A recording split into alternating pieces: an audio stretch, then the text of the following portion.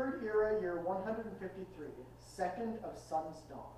Pelagius dies after being committed to an insane asylum on the Isle of Bethany. Empress Regent Kataraya is crowned under controversy.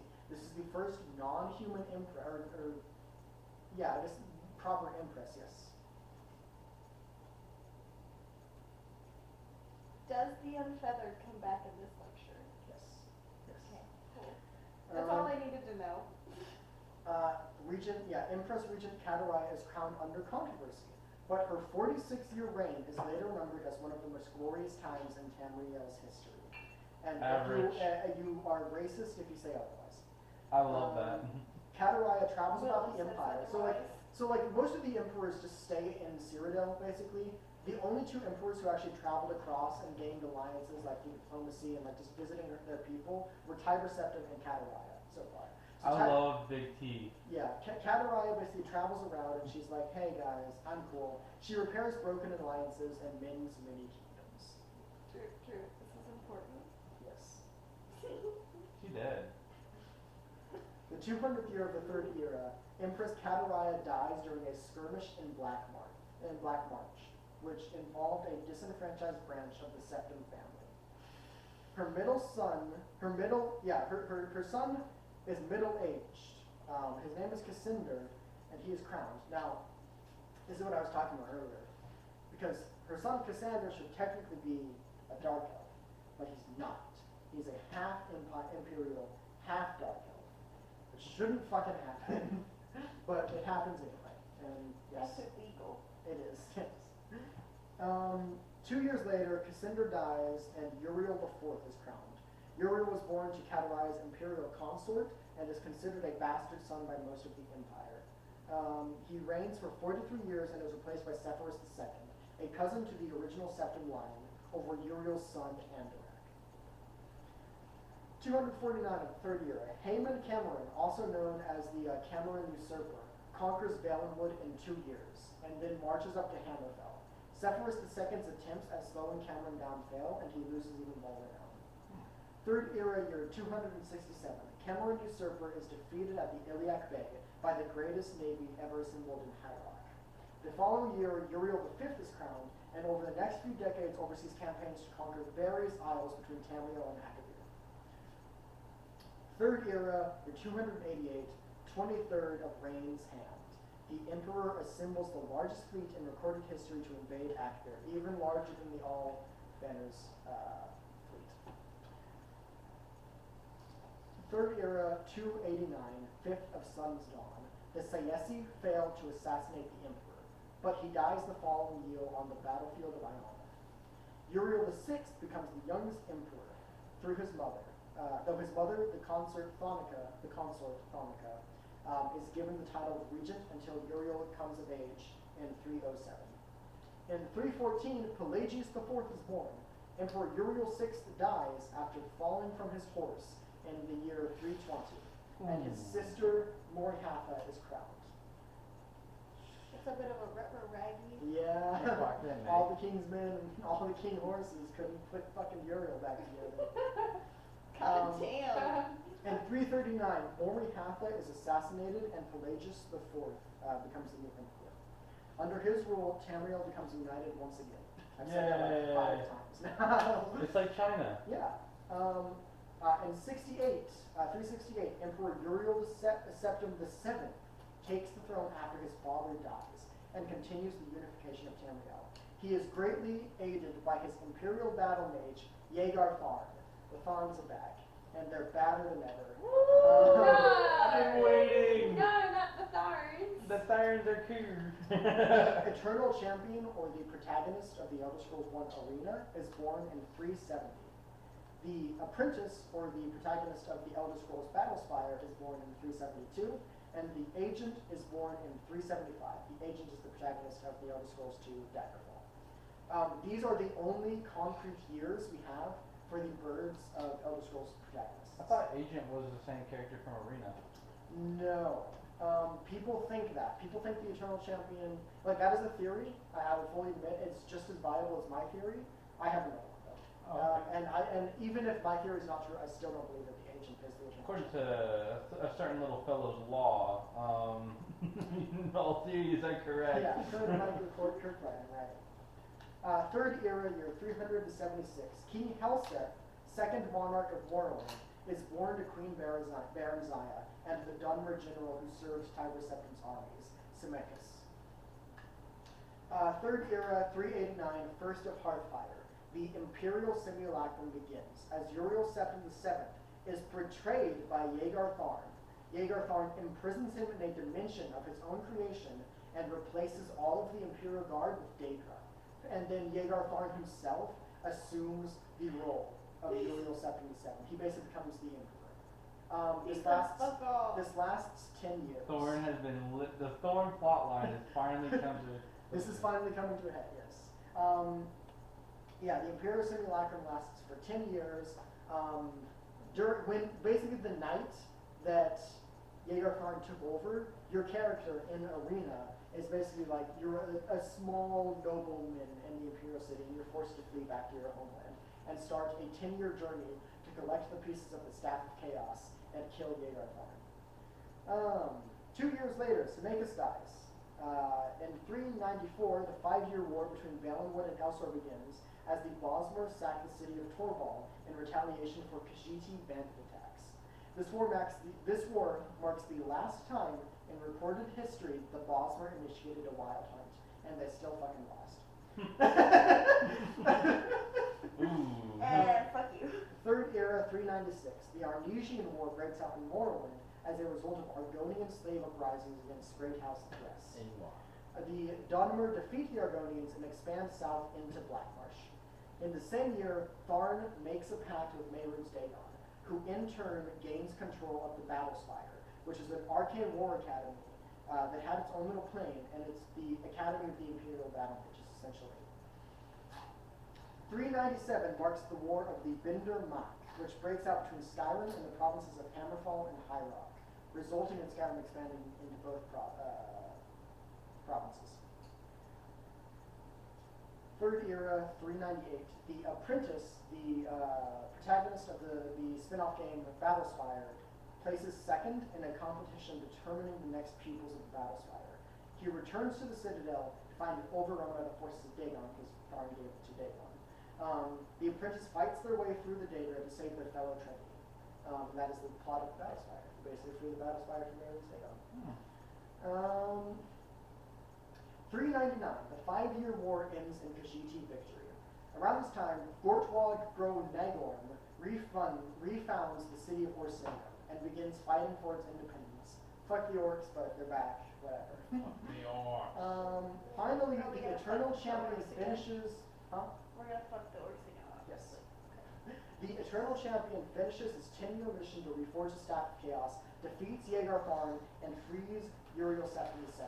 Now, here, at the end of Arena, the Emperor basically says to you, you will be at my side forever, Eternal Champion. You fucking saved the Empire. You went on this long journey. You're my homie now. Home? And the first thing that happens in Daggerfall, after character creation, is the Emperor and a high elf named Chancellor Okado go to the agent, and they're basically like, hey, we're sending you on an investigation in Daggerfall.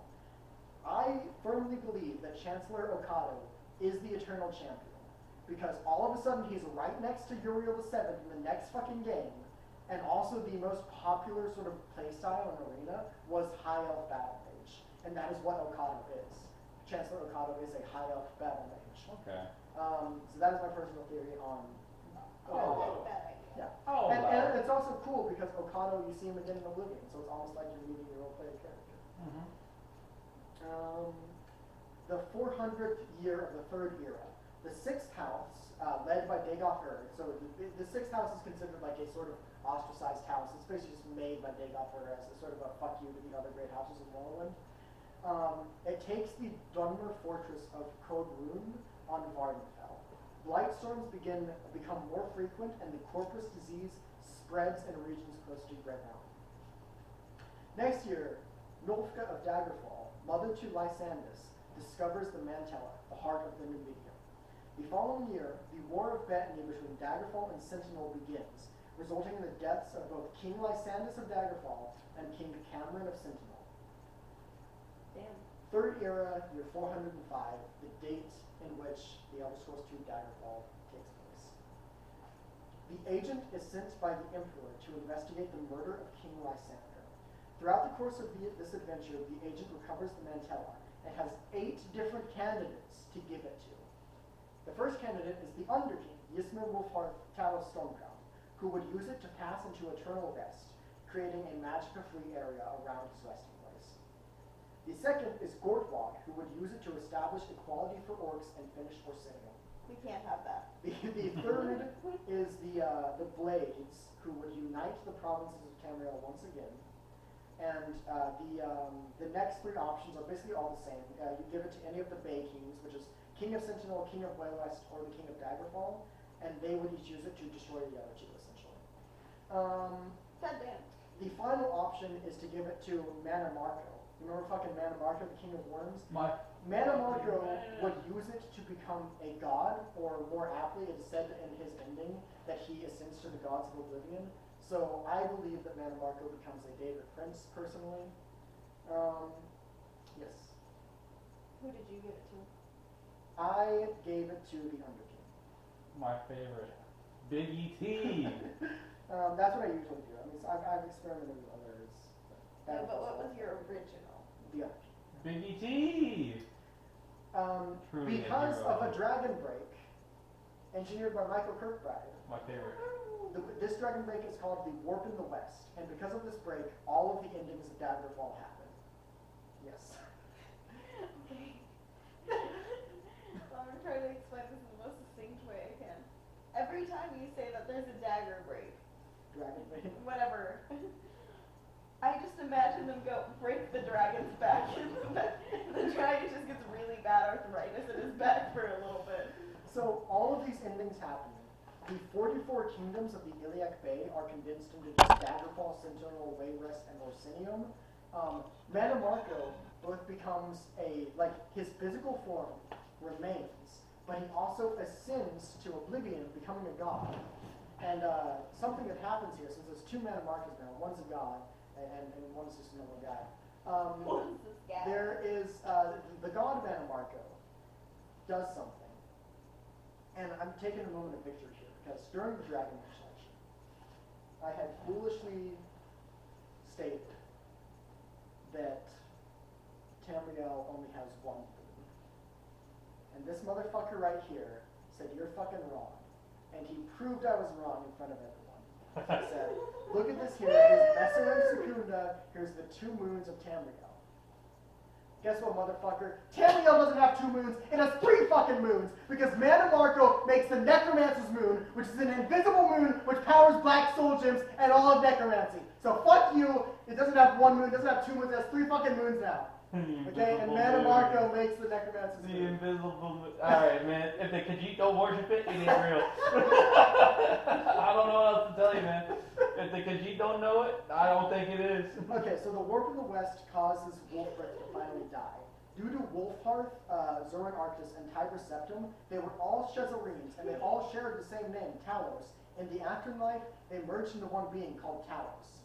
This retroactively rewrote the fucking timeline. And Talos firmly became the 9th divine, the god of war of the Imperial Pantheon, replacing Raymond Ebenon. Also, during this time, Talos is basically like, Cyrodiil is not a jungle anymore. He makes it not a jungle. Literally, he became a god. First Yeah, degree. First Cut degree, the trees. I hate those fucking trees. So yeah, so technically, Talos has always been the 9th divine. Technically. But, Arena and Daggerfall basically take place in different time, like a different timeline. And everything talked about up until this point has taken place through a different timeline. The new timeline is essentially the same, but there's a new god now named Talos, who's the god patron of the Nords. Yeah. This is Michael Kirkbride. You can thank Michael Kirkbride for this shit. No, I love that kind of Wait, shit. so it's just like, we were on this path, we were solidly on this path, No, we had a dragon break. and then we just, Yeah. New timeline, Cyrodiil is not a It's And there like we for just me, kind of like it's Actually, completely broke and instead had to of, go like- back and retcon. It was more like like that. It's Basically, the timeline split into multiple timelines, and all of those timelines reconvened once again and made a new timeline. so it's like this one went up like that. Yeah, like put your hands like this, open them, now put it back. That's what happened. Ew. All those fingers were separate timelines. Now they're all one. All right. That's exactly how I feel about that. Moving along, third era, year 310. The sixth house spreads across Vardenfell, infiltrating smuggler organizations and spreading their influence among victims unbalanced by Dagobhur's dream sendings. Because you just say shit in your dreams. That's something Dagobhur can do now. What a little gamer. Well, he is. He's probably taking like Red Mountain power right now. He's probably drinking some of that. Why did I say 310? This is 410. Okay. I'm losing my mind. 4 years later, Vardenfell is officially reopened for settlement, causing a great influx of imperial immigration. A year later, there's at least a small cell of sixth house operatives in each town in Vardenfell. Year 417. Almalexia and Sothasil lose Kagranak's tools to the minions of Dagobhur. Whoops. Because they casually just stride through Red Mountain, these two, Almalexia and Sothasil, without Vivek, they casually stride up with the tools, like, fuck Dagobhur, we're gonna kill his ass. And Vivek comes and rescues them, and he's like, guys, what'd you do? They retreat together, but they are still growing weak. And now Dagobhur gives the tools of Kagranak to like his generals, and he's like, spread these fuckers out, don't let them ever find them again. Also, yeah, around this time the tribunal erects the Ghost Fence, which is a large fence around Red Mountain. This is draining a lot of their power, but it's keeping Dagobhur inside. Third era, year 427, the 16th of last seed. The Nerevarine, a hero born on a certain day